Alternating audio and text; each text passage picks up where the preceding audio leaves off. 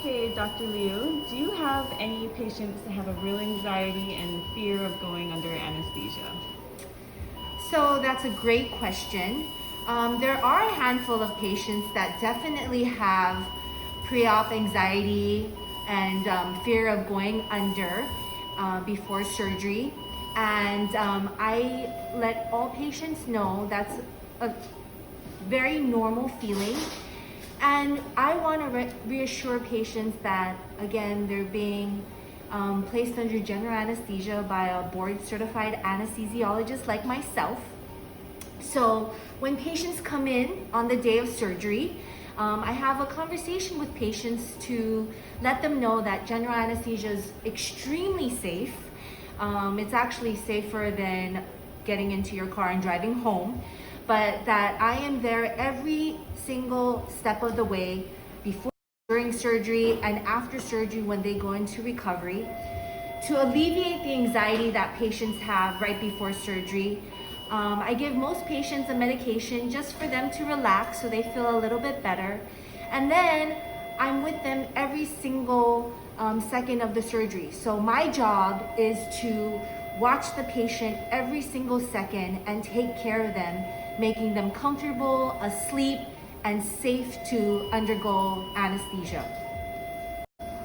So, Dr. Liu, will I wake up at all during surgery?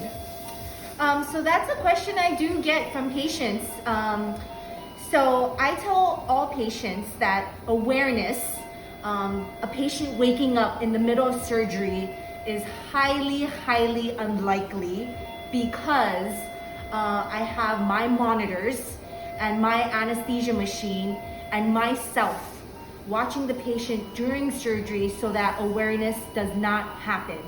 I know this because I'm keeping an eye on all of the physiologic parameters to ensure that the patient stays under, deep asleep during surgery.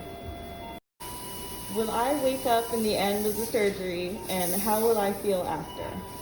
So as far as waking up after the surgery is done, I'm tailoring the anesthetic to exactly the time when Dr. Ching completes the surgery. So patients will be deep asleep the entire surgery. And I know from my experience, as well as my years working with Dr. Ching, exactly when I need to decrease, turn off the anesthesia so that patients will wake up in the recovery room once surgery is all done. So yes, patients will wake up when surgery is done in the recovery room. After general anesthesia, it's very normal to feel kind of groggy and sleepy, depending on the length of surgery and what type of surgery patients have gotten done. But groggy, sleepy, tired is a normal effect of anesthesia. When you go home, I tell patients just to sleep it off and get in a comfortable position. The anesthesia will be out of your system typically by the next day or so. It should be all metabolized and out of your body by then.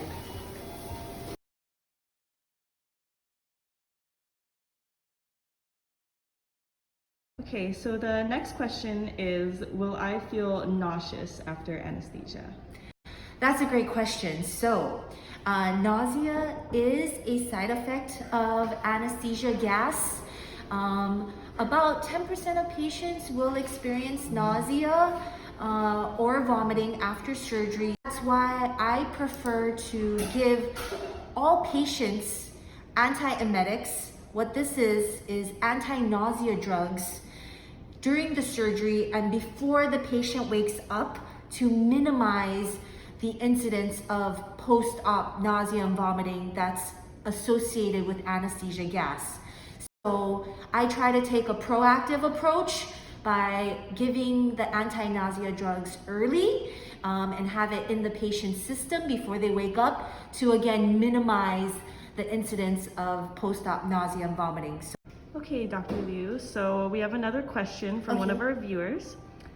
They want to know, what are the effects of THC on anesthesia for someone who is a frequent user?